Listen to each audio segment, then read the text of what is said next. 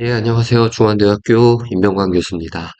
너무 오랫동안 여러분께 어떠한 새로운 지식 전달을 하지 않은 것 같아서, 간만에 이렇게 강의를 하게 되었습니다.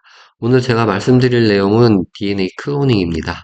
클로닝이라는 거는 뭐 우리가 알고 있듯이 원하는 유전자를 원하는 곳에서 발현시켜서 단백질을 생산할 수 있도록 하는 시스템이죠. 그러니까 어떻게 보면은 모든 분자생물학, 우리가 알고 있는 유전공학을 포함한 모든 분자생물학 기법의 가장 근간이 되고 기본이 되는 요소라고 할 수 있습니다. 그래서 여기 그림에서 보시는 것 같이 뭐 아주 복잡하지 않습니다. 긴장하지 마시고 간단하게 보시면 돼요. 여기 있는 이 원형의 DNA가 바로 플라스미드라고 하는 것입니다. 이 플라스미드는 근원은 박테리아입니다. 박테리아가 원래 자기 유전자 이외에 원형으로 되어 있는 어떻게 보면 이동성을 가진 부가적인 유전자를 제공해 줄 수 있는 DNA를 가지고 다니게 되는데요.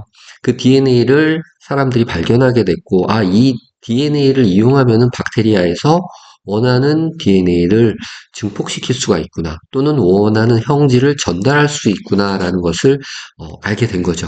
그래서 내가 원하는 곳에 유전자를 전달해서 발현시킬 수 있는 어떠한 툴로 활용을 하게 된 겁니다. 그럼 클로닝은 어떻게 진행을 하느냐? 기본적인 컨셉만 말씀드리면요. 제가 동물 세포에 이 DNA를 발현하고 싶다 하면은 동물 세포에서 DNA를 발현할 수 있는 동물 세포 프로모터를 가지고 있는 플라스미드를 이용하면 될 거고요. 식물이면 식물, 그쵸? 박테리아에는 오리진을 갖고 있는 그런 플라스미드를 사용하면 됩니다. 그러면 이 플라스미드에 원하는 우리의 타겟 유전자를 집어넣는 것이 바로 이 리컨비넌트 재조합 DNA를 제작하는 방법이 되겠죠. 심플하죠? 네, 플라스미드를 가지고 그 플라스미드를 자른 다음에 그 자른 곳에 저희가 원하는 타겟 유전자를 삽입해서 집어넣으면은 새로운 리컨비넌트 DNA가 탄생을 하게 됩니다. 그렇다면 이 DNA는 어떻게 삽입을 하느냐? DNA 삽입을 하기 위해서는 이 제한 요소라는 것을 활용을 하게 됩니다. 이 제한 요소도 역시나 여기 있듯이 박테리아에서 유래된 효소입니다. 박테리아가 자기 이외의 다른 적들을 제거하기 위해서 protect against virus and foreign DNA입니다. 그러니까 다른 DNA들을 파괴하기 위한 효소로 가지고 있던 건데 사람들이 찾아내게 된 거죠. 근데 이 리스트릭션 엔자임이라고 하는 제한 요소는 참 재미있게 파린드로미스커스, 그러니까 좌우가 상보적인 대칭성을 갖고 있고요. 특정 서열을 가지고 있어서 이 제한 요소가 특정 서열만을 잘라줍니다. 특정하게 잘라지는 이 서열을 알고 있으면은 내가 가지고 있는 플라스미드의 특정 부위를 자르게 될 거고요. 그 잘려진 부위에 내가 원하는 유전자를 동일한 제한 요소를 사용해서 자른 다음에 넣어주게 되면은 상보적인 DNA 결합에 의해서 유전자가 자연스럽게 들어가게 되는 거죠. 이 제한 요소는 400종 이상이 존재하게 되고요. 대부분 뭐 그 제한 요소가 어디서 발견되는지에 따라서 이름을 붙여서 사용하게 됩니다. 지금 예로 이제 힌드3하고 뱀H1이라는 제한 요소를 소개를 하고 있는데요. 특정 DNA를 가지고 힌드3를 잘랐을 땐 두 밴드, 뱀H1로 잘랐을 땐 세 밴드의 그 제한 요소 자리가 있다라는 거를 확인을 했고요. 그리고 세 개, 두 개를 동시에 잘랐을 때는 힌드3로 잘려지는 두 개와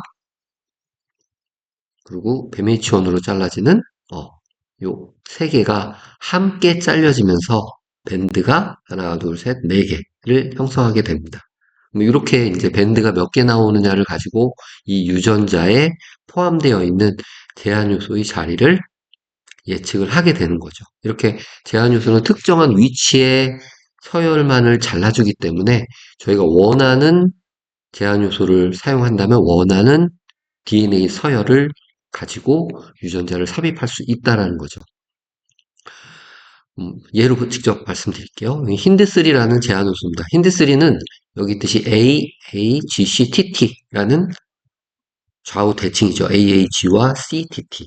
상보적인 결합이 대칭을 갖고 있습니다. 이 서열만을 찾아서 요 A와 A 사이를 잘라주게 됩니다. 그러면 마치 잘린 양쪽의 위치가 계단의 모양을 갖고 있죠. 그래서 저희는 계단 형식으로 되어 있기 때문에 요 TCGA 또는 AGCT 죄송합니다. 여기가 상보적인 결합을 할 수 있기 때문에 끈적끈적하게 잘 결합을 할 수 있다 해서 스티키 엔드라고 부릅니다. 또는 오버행잉 4개의 서열이 넘어가 있죠. 그러면 나중에 플라스미드를 힌드3로 자르면 이런 모양을 왼쪽 편의 모양을 갖게 될 거고요. 내가 가지고 있는 인스턴트를 잘라주게 되면은 오른쪽 편의 모형을 갖게 됩니다. 그리고 두 개를 같이 섞어주면은 이렇게 원래의 A, G, C, T가 T, C, G, A와 상보적으로 만나서 결합을 하게 되고요. 이 AA 부분은 라이게이즈라는 시멘트 효소를 처리를 하면은 저희가 이제 흔히 얘기하는 포스페이트, 인이 백본이 연결이 되게끔 하는 거죠. 그러면 이렇게 해서 원하는 제한요소 사이트를 이용해서 유전자를 삽입할 수 있다는 겁니다. 오케이? 그러면 기억하실 거는 플라스미드. 그리고 그 플라스미드가 가지고 있는 제한요소의 자리가 있을 겁니다. 그리고 그 제한요소의 자리를 어디에? 내가 집어넣고자 하는 유전자의 앞쪽과 뒤쪽에 동일하게 넣어주게 되면은 이런 식으로 동일하게 잘려나가는 거를 이용해서 유전자를 삽입할 수 있다는 거죠. 이해되시죠?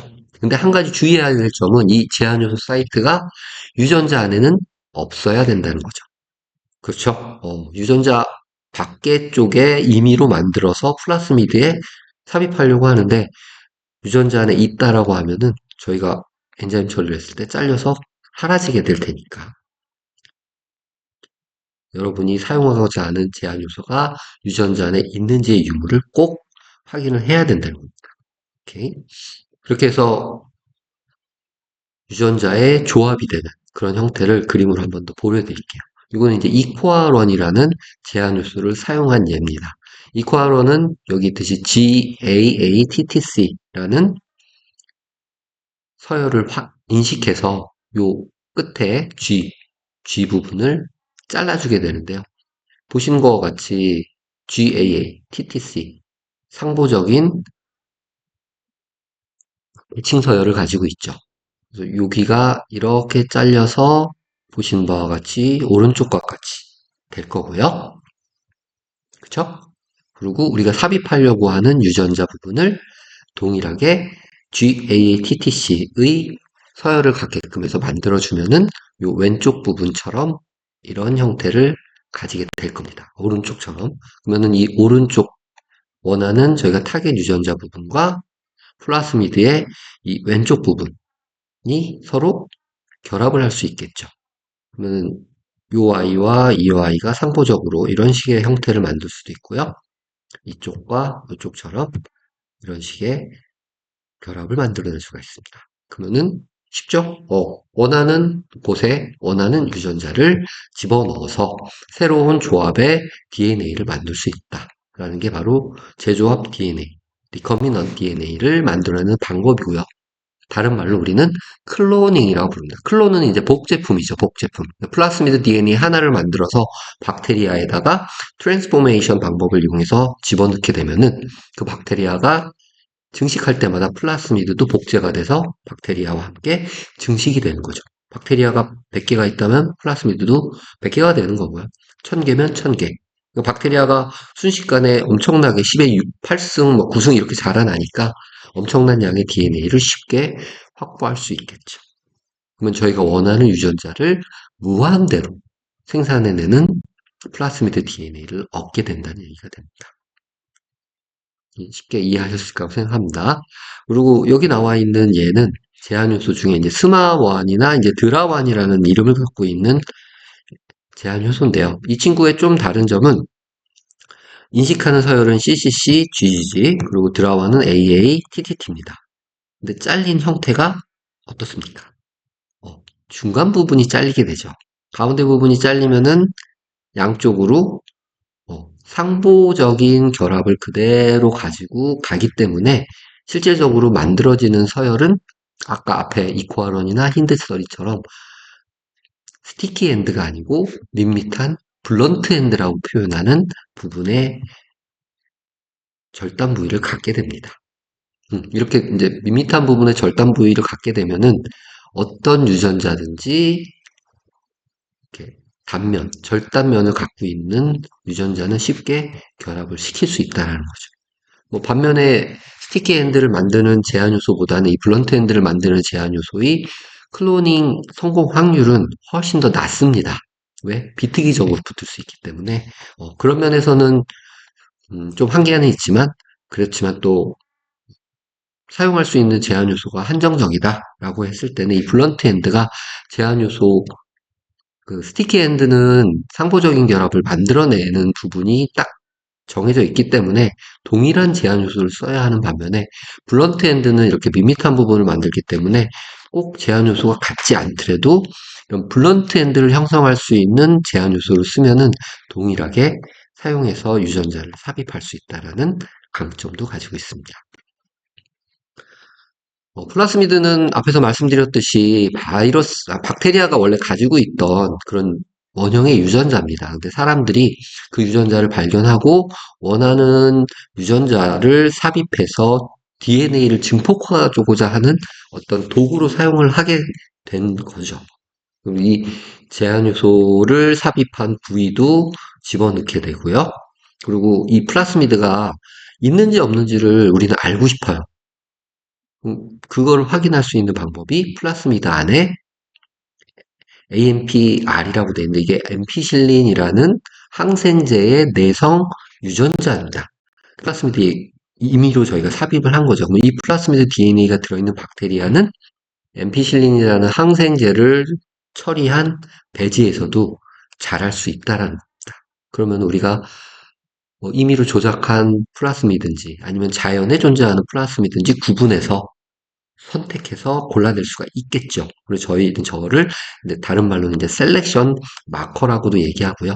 플라스미드는 이러한 형태로 저희가 선택을 할 수 있는 셀렉션 마커도 집어넣고 이 플라스미드가 들어있다는 걸 확인할 수 있는 리포터진도 집어넣을 수 있고요. MCS라고 되어 있는 건 멀티 클로닝 사이트라고 해서 아까 소개시켜드린 제한 요소를 한 10종류를 여러 가지를 순서대로 집어넣은 부분입니다.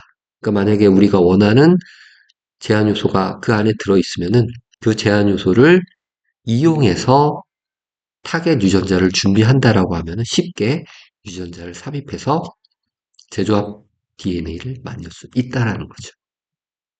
제가 뭐 말을 좀 빨리 해서 어려울 수도 있겠지만 제조합 DNA를 만드는 거는 생각보다는 굉장히 간단합니다. 1번 플라스미드. 이 플라스미드는 어디에서 단백질을 만들게 할 것인지에 따라서 식물용, 박테리아용, 그리고 동물용 선택을 할 수 있다라고 말씀드렸고요. 그리고 박테리아에서 이 플라스미드가 전달됐다는 것을 확인하기 위한 항생제 내성 유전자가 있다.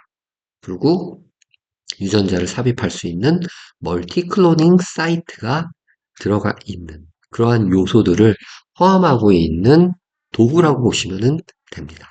여기 써있듯이 Make for Cloning입니다. 클로닝을 위한 운반자로 사용되는 게 바로 이 플라스미드라는 겁니다. 플라스미드, 뭐 편한 대로 발음하셔도 될 것 같습니다.